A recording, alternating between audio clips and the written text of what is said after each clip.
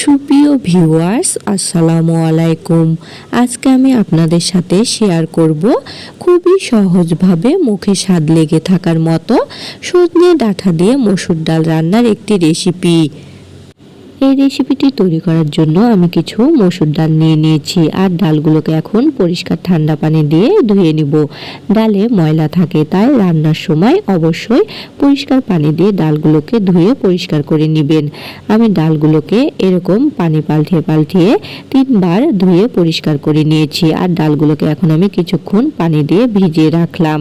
তারপর ডালগুলোকে কিছুক্ষণ ভিজানোর পর এখন আমি ডালগুলোকে উঠিয়ে নিয়েছি, আর চুলাতে একটা কড়াই বসিয়ে দিয়ে ডালগুলো দিয়ে কিছুটা পানি দিয়ে দিলাম। পানির পরিমাণটা এমনভাবে দিবেন ডালগুলো সিদ্ধ হতে যেটুকু লাগে সেইটুকু। আর এখন আমি কিছু পেঁয়াজ কুচি করে রেখেছিলাম সেগুলো দিলাম, আর কাঁচামরিচ মাঝখান দিয়ে কেটে নিয়েছি সেগুলো, আর কিছু রসুনের কয়া দিয়ে দিলাম। তারপরে এখন আমি ঢাকনা দিয়ে ঢেকে দিলাম। কিছুক্ষণ পর ঢাকনা উঠিয়ে এখন আমি ডালগুলোকে একটু নেড়ে দিচ্ছি। নাড়াচাড়ার পর ডালগুলোকে আমি আবারও ঢাকনা দিয়ে ঢেকে কিছুক্ষণ সিদ্ধ করে নিব। আমি ঢাকনা দিয়ে ঢেকে দিলাম। আরও কিছুক্ষণ পর ঢাকনা উঠিয়ে এখন আমি চেক করে নিব ডালগুলো সিদ্ধ হয়েছে কিনা। আমার ডালগুলো একদম পারফেক্টভাবে সিদ্ধ হয়ে গিয়েছে।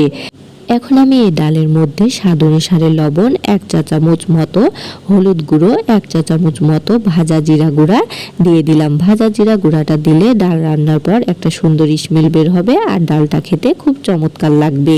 আর এখন আমি একটা ডাল ঘুটনি দিয়ে ডালটাকে খুব সুন্দরভাবে ঘুটে নিব। ডালগুলো ঘোটার সময় অবশ্যই খেয়াল রাখবেন যেন ডালে বেশি পরিমাণ পানি না থাকে। পানি থাকলে ডালটা ঘোটার সময় ছুটে আসবে। এখন আমার ডালগুলো খুব ভালো মতো ঘোটা হয়ে গিয়েছে। এখন আমি পানি দিয়ে দিচ্ছি। পানির পরিমাণটা আপনাদের পছন্দ অনুসারে দিবেন। আমি এখানে আমার পছন্দ অনুসারে পানি দিলাম। আপনারা চাইলে বাড়িয়ে এবং কমিয়ে পানির পরিমাণটা দিতে পারেন। এখন আমি পানি দেওয়ার পর ডালগুলোকে একটু ভালোভাবে নেড়ে দিলাম।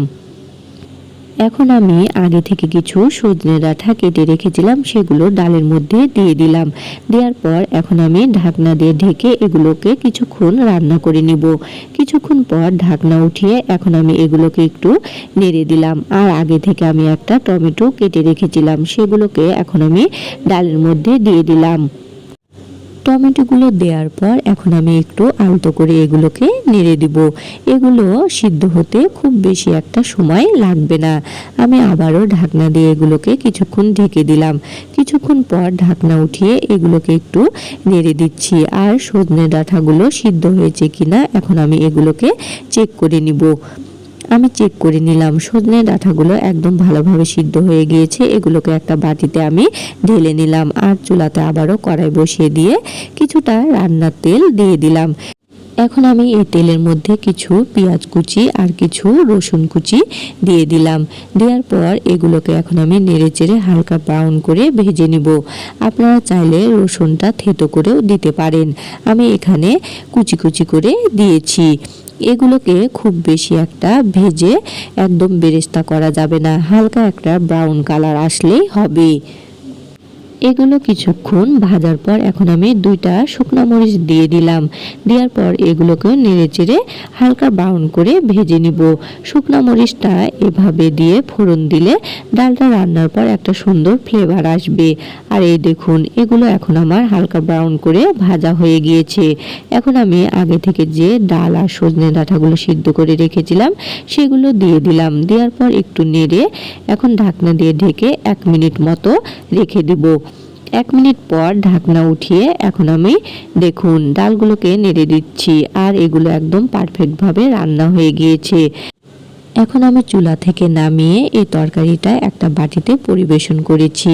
এই মসুর ডাল দিয়ে সজনে ডাঁটা রান্নার সময় অবশ্যই খেয়াল রাখবেন যেন ডালগুলো একদম বেশি পাতলা না হয়ে যায় এবং একদম বেশি গাঢ়ও না হয়ে যায়, এরকম মিডিয়াম ঘনত্বের থাকতে হবে।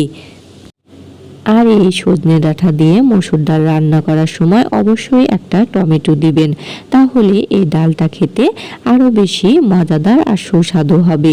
ভিডিওটি ভালো লাগলে অবশ্যই লাইক, কমেন্ট এবং শেয়ার করবেন। আল্লাহ হাফেজ।